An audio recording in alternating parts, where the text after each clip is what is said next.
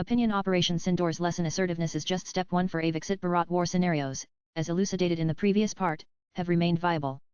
However, there is a paradigm shift towards terrorist attacks and dousing the fire tactics being employed by Pakistan, limiting the window of opportunity for Bharat, while allowing it to raise the stakes for Pakistan. In recent times, the scale of skirmishes with Pakistan has reduced, and we now mostly witness an active line of control. Pakistan's attempts, though diminished, persist in conducting terrorist attacks and furthering its nefarious plans of Islamist jihad in the heartland of Bharat, albeit through misinformation and propaganda fueling such dastardly endeavors. The smart fence along the LOC has greatly hampered Pakistan's terror designs. Its increasing reliance on overground workers, OGWs and sleeper cells has, in a way, worked to our advantage, as Bharat continues to eliminate these hidden terrorists and hunt them down. The typical pattern from letting attacks happen, to striking back tactically, to eventually engaging in dialogue under pressure from global opinion has now shifted. We have developed adequate punitive responses for Pakistan, as seen after the URI attack through surgical strikes, post-Pulwama air operations, and now during Operation Sindoor. In all three instances, Bharat targeted terror camps and infrastructure in Pakistan-occupied Kashmir Pak, but Operation Sindoor went further, striking terrorist headquarters in mainland Pakistan. The propensity and immunity with which these strikes were conducted demonstrate a range of mechanisms available to inflict damage with precision and restraint, minimizing collateral damage while earning global appreciation. With each such strike, the lethality, precision, and psychological toll on Pakistan have increased, raising serious questions around red lines, nuclear intent and capability, and the escalation ladder. All tools of tantrum Pakistan had previously used to deter Bharat from taking such actions. Had Operation Sindoor continued for another 2 or 3 days beyond May 10, 2025, it is likely Pakistan would have been severely crippled, facing deeper restraint from global powers. One can never be sure when enough is enough, but this time, in the aftermath of the Pahalgam terrorist attack, Pakistan was saved due to a leak, which embarrassed its funders and suppliers alike. Given the narration thus far, it is evident that we have evolved as a nation in our resolve to punish Pakistan for its terrorism and misadventures. We are now better prepared to take punitive action, and much of global opinion stands with us. However, we still face a handicap in perception warfare. Bharat's growth invites envy, and some global actors continue to sustain the Pakistani proxy they once created, arming and supporting terror networks that mushroomed from its soil. Only now is the snake they nurtured beginning to bite the world at large. Are we truly superior to Pakistan? Have we fully neutralized terrorism emanating from its territory? Do we possess conventional military superiority? Will those who use Pakistan as a proxy arm it further against Bharat? Can we count on the USA and China as friends? Can the European Union be trusted blindly, who are our all-weather allies with whom we can co-develop better military hardware and software? Will Pakistan resort to nuclear weapons, and what can we do in such a case? How much can our economy sustain in the event of a war? Are we truly invincible against Pakistan? There are many lingering questions, and much cannot be answered in black and white, as probabilities and scenarios are multiply and in some cases, mutually exclusive. However, the last question above does have a definite answer, and that is a firm no. And since that emphatic no exists, we need to introspect and carve a pathway to strengthen our national power for the future. What are our deficiencies, lacunae, and gaps? One can write about them separately. But given the highlights we have already examined in this paper across the 3 scenarios and feasible actions during terrorist strikes, particularly in the context of declarations made by Bharat during Operation Sindoor, such as that no first use is not mandatory, and that any terrorist attack or proxy war will be construed as an act of war, Bharat has significant latitude to respond and at its discretion. Bharat is 2 decades behind China in military preparedness and is not adequately poised for a 2 or 3 front war, despite such scenarios being increasingly plausible. Given the wide range of terrain conditions in which we must operate, especially for ground forces, we need to develop the following capability. As Pakistan possesses nuclear capabilities and is willing to employ tactical nuclear weapons. To match and deter this threat effectively, Bharat needs mechanized forces capable of transporting troops safely into battle under nuclear threat conditions. Failure to achieve this may eventually lead to disaster in a future conventional conflict, an outcome we have so far managed to avoid, and deter our enemies from initiating. However, by the next decade or so, that strategic advantage may erode, especially as Pakistan's armed forces receive a fresh infusion of modern weapon systems, whether through proxies or directly from countries such as the USA and China, among others. B. Perception warfare. For a long time, we have been shy of creating assets that are useful not only for perception management but also have the capability to network and interact globally to gain better and faster intelligence. Bharat must work on a holistic perception warfare department under HQ integrated defense staff with elements of military, cyber experts, internal security agencies, PMF, intelligence agencies, MAO with its embassies across the world, industry, polity, media, diaspora, ISRO, NTRO, veterans from diverse fields as needed, friendly foreign countries on laid down terms, etc. Reviving the Technical Support Division TSD, or a similar organization, and not being politically correct about it, should be a stance. This will be beneficial to create assets, conduct covert operations, curb and preempt terrorist activities, including targeting terrorists and their handlers deep inside enemy territories, and more unconventional tasks, as necessary. Striking the enemy and eliminating leadership must be an ongoing process, and that calls for specialization without interference, albeit with due checks and reporting to the highest offices, as needed. In Pakistan, we have a failed state that thrives on extreme Islamist ideology, and to defeat such a country, it needs more and constant degradation of its intent and breaking it into pieces, such that constant turmoil grips it within and along other borders too. We also need to cleanse within the anti-national algae that grows and mushrooms with support from foreign inimicals. We must create avenues to support teams and groups operating in Bharat and abroad financially, such that we are able to reach out to think tanks, world bodies and agencies, and people who matter, to influence events and post-events too. Funding a group of diaspora in the UK, USA, Canada, etc. will be useful in the long run. C. Developing national fibre and fortitude. Bharat, as we know it today, is fragmented with shades of citizens, ranging from nationalists to wokes to anti-nationals.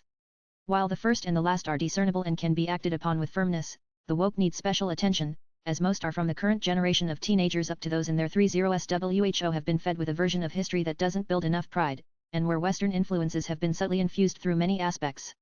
Our education system, as such, needs major refinement and changes, and unless that is done, we are on a time curve of doomsday, so far as moral and nationalistic fiber is concerned. Our nation also needs to develop fortitude in difficult times and be able to appreciate the intentions of enemies, their tactics, media negativity, and the influence of agencies and institutions, including educational ones, and even comments made by other governments.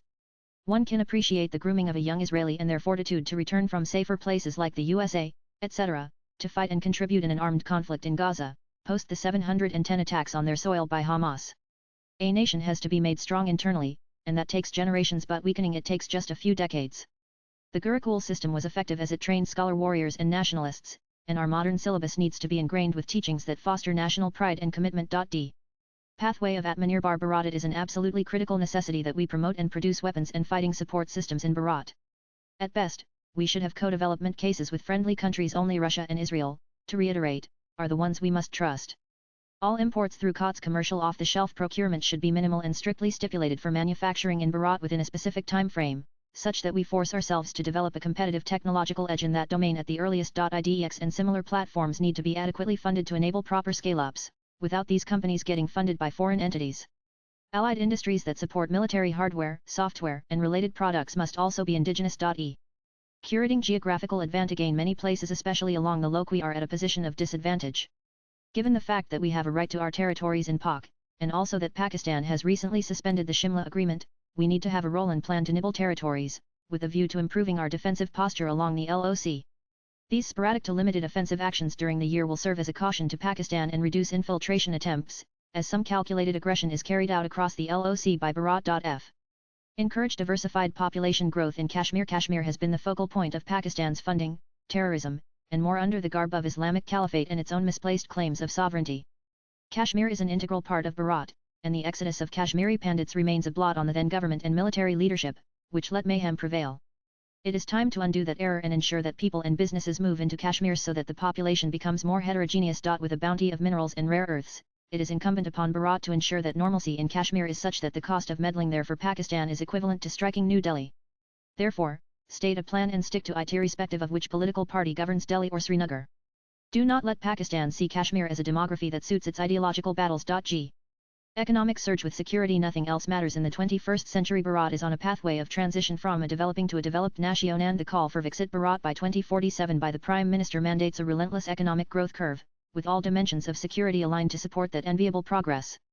Development in infrastructure, healthcare, education, energy, defense, enabling technologies, and more is critical to sustain the needs and aspirations of 1.4 billion plus, who will likely grow to 1.85 billion by 2070, a timeline by which Bharat intends to become a net zero country. All of this requires high investments, best practices, collaborations, and strategic choices. Bharat must make the right partnerships with friendly countries and lead the conversation on investments.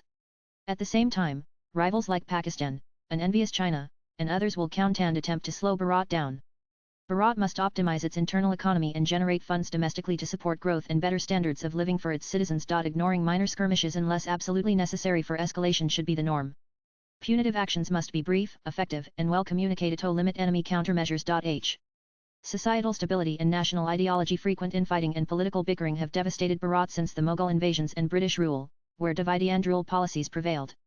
Even today, Petty politics continues to divide Bharat on caste, language, income, and more, ushering in asymptotic cliché copyright weakening the societal fabric, and even deriding Bharat abroad, as we have seen with politicians who hold responsible positions and are privy to sensitive information. We must observe the declining fabric of societies like the UK and USA, where wokeism has stripped them of their values, and the edifice of their governance has been weakened.